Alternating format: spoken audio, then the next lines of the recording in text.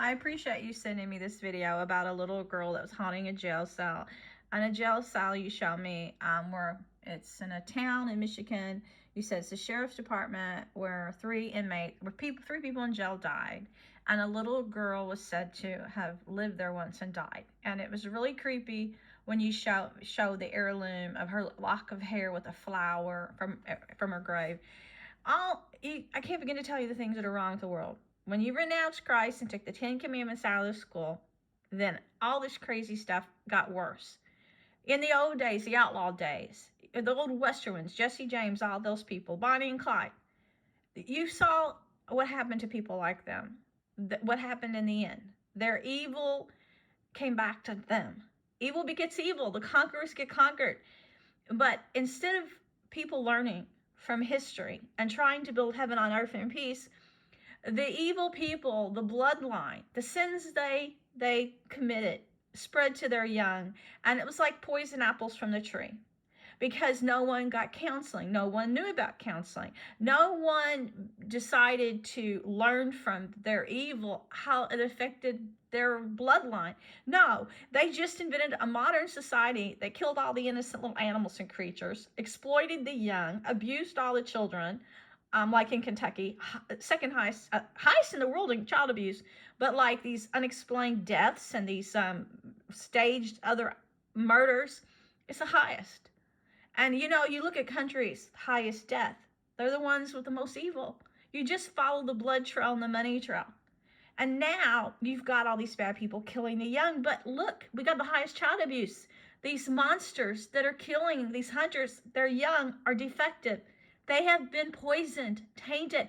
They've been abused by all these parents. How do you think the child abuse got so high?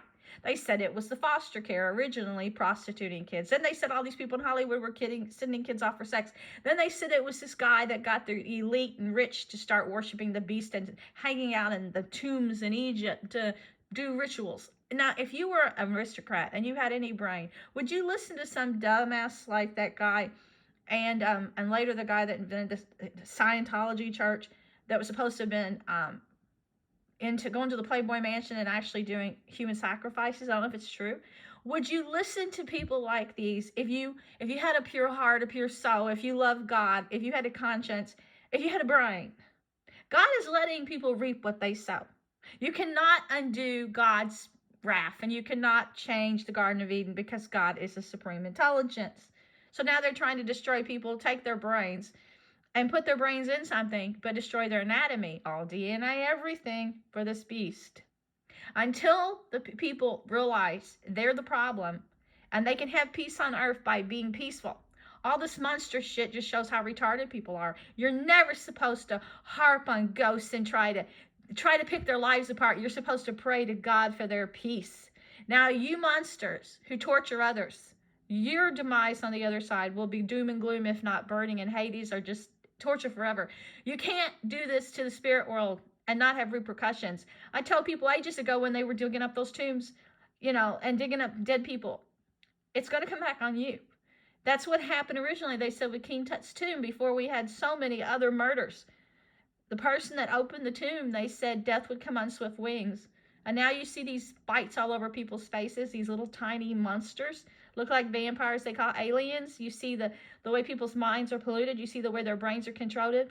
You can't play with the dead. You respect the dead. You cleanse the earth, and you pray on every part, all four corners of this world, that people find peace.